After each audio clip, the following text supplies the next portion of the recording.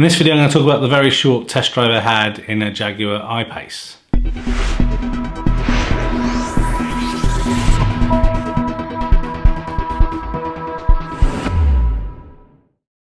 Right, so there's no video overlays or anything really. I mean, I got a couple of videos or pictures of the iPace that I looked at and test drove at the weekend. So this was an iPace 90 kilowatt battery. It's the SE edition. So they start from around £64,495 on the road.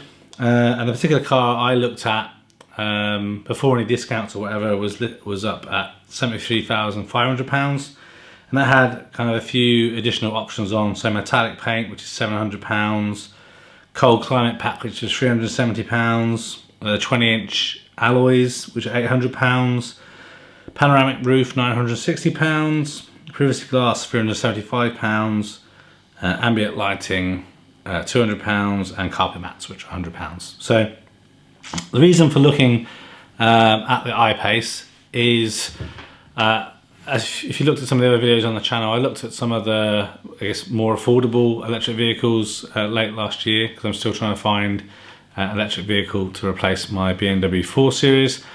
And there's many things that I'm happy with in some of those other cars, and things I'm not happy with as well.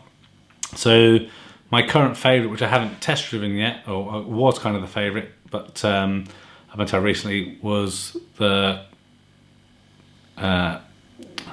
Kia e-Niro. So I'm hoping to test one of those in March. I'm not sure if I would have made a decision or not by then, but testing out the hybrid one, there's a few things I wasn't sure about, whether it's worth the kind of £34,000.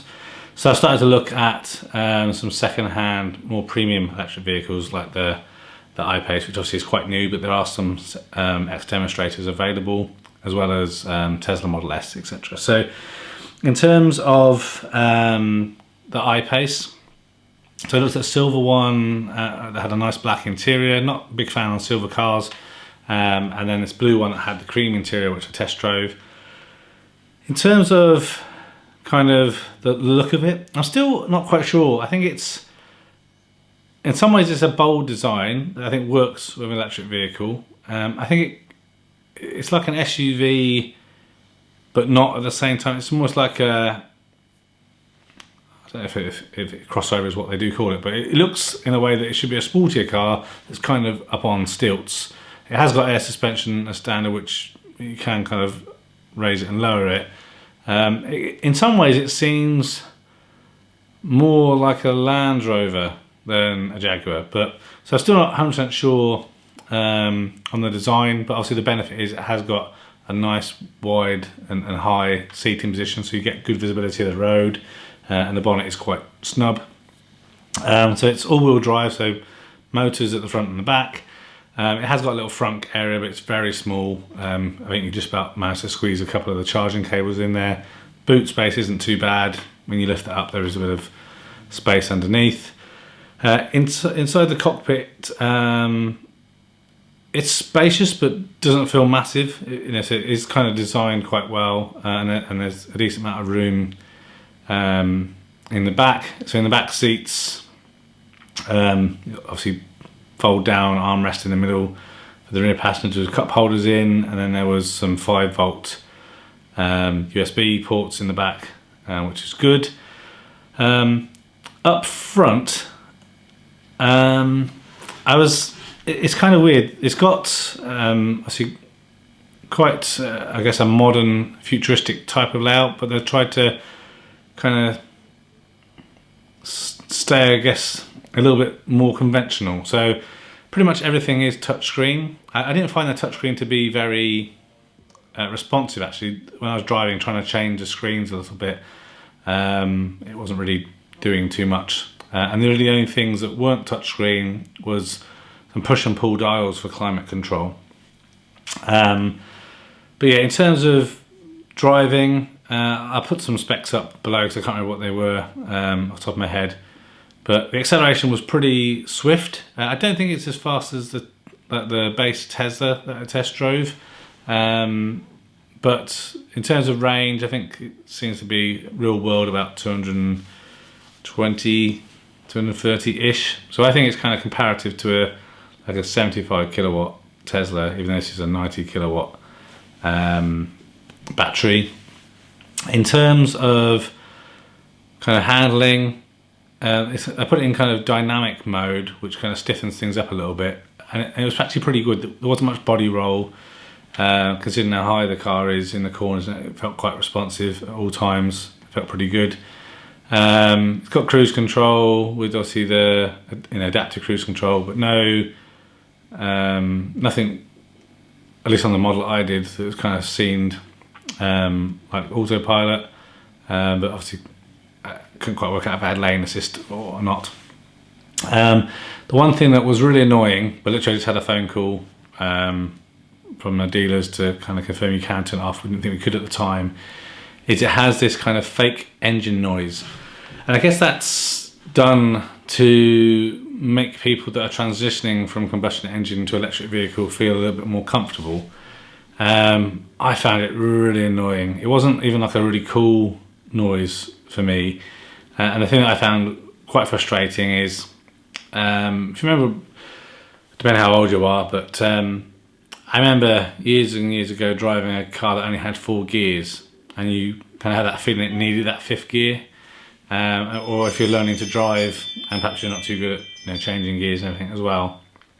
And that's what it felt like. So you kind of get to like about 50-ish, and then it had this kind of fake drony engine sound where you kind of felt like it needed to change gear to do something else. And obviously being an electric motor, it's a singular gear, right? So that the motor doesn't change gears, but it felt like it needed to shift and do something. So that was quite annoying, but apparently you can turn that off, so that is quite good.